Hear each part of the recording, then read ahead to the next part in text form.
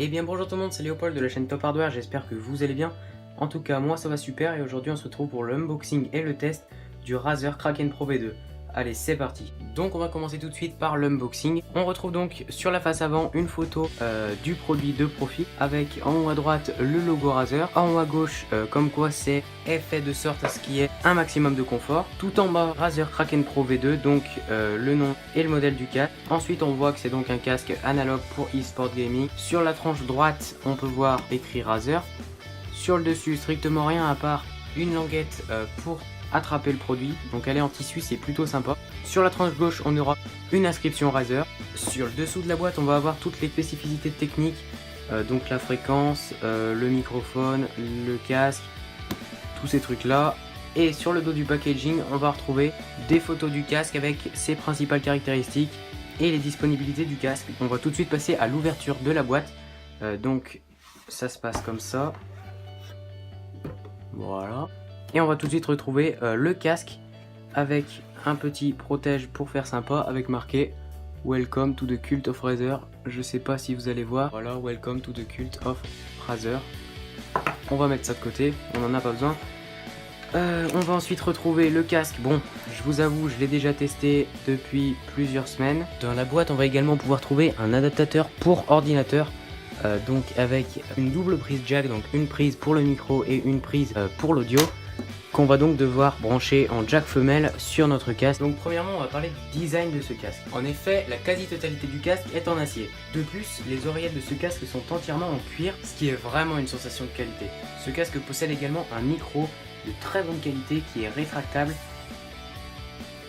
et qui peut donc se rentrer à l'intérieur du casque, ce qui est vraiment un point positif. Ce casque possède également un câble tressé de 130 cm et ça fait en sorte que le câble soit beaucoup plus résistant dans la durée. Sur les oreillettes du casque, on peut également retrouver des logos Razer, peu visibles pour la version noire,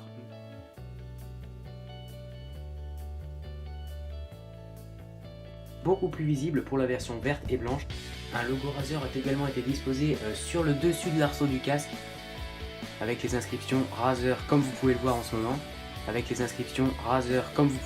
moment. Et également un autre petit logo Razer est disposé sur une petite partie sur laquelle est placé un switch on-off pour mute le micro, ainsi qu'une molette pour gérer le niveau du son, ce qui est vraiment très sympathique. De plus, le casque est extrêmement léger puisqu'il ne pèse que 322 grammes, il est donc extrêmement facile de l'oublier lorsque l'on l'a sur la tête. On va donc passer à la qualité audio et micro de ce casque, allez c'est parti. Donc niveau qualité audio, la qualité audio de ce casque est juste excellente, j'ai pu le tester pendant plus de 3 semaines et je peux vous assurer qu'elle est vraiment très bonne. C'est vraiment très bien égalisé, le casque est super bien fait. La fréquence de ce casque peut varier entre 12 Hz et 28 kHz. Maintenant pour ce qui est de la qualité du micro, je la trouve juste parfaite. Je vais vous faire écouter un rendu. Donc là les gars, je vous parle avec le micro du casque, donc il est situé à environ 15 cm de moi. Et vous pouvez voir que c'est vraiment de la super bonne qualité. À vous de me donner votre avis en commentaire. Donc on va tout de suite passer au point positif présent sur ce casque. Donc le premier point selon moi c'est la qualité de fabrication, puisqu'on est vraiment sur quelque chose de robuste, de très solide, ultra confortable et assez léger, avec des matériaux comme de l'acier, du cuir ou du tissu, ce qui fait vraiment très bonne impression. Le second point selon moi c'est la qualité du micro, donc à vous de me dire ce que vous en pensez dans les commentaires. Mais pour moi il est juste très bien pour un casque à seulement 80-90 €, je trouve vraiment ça très bien. Donc on va tout de suite passer au second point.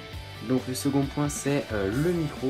Donc je trouve vraiment que la qualité du micro est vraiment très bonne, donc je vous laisse me donner votre avis dans les commentaires.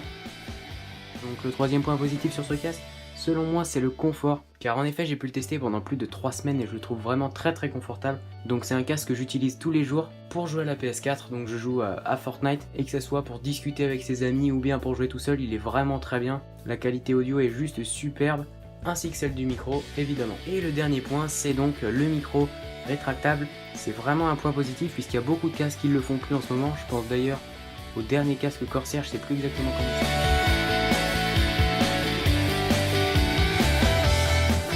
De chez HyperX, je sais pas non plus comment il s'appelle, je sais plus non plus comment il s'appelle, qui ont seulement des micros complètement amovibles ou bien déplaçables, et je trouve vraiment pas ça ouf. Donc c'en est fini pour les points positifs, on va tout de suite passer aux points négatifs.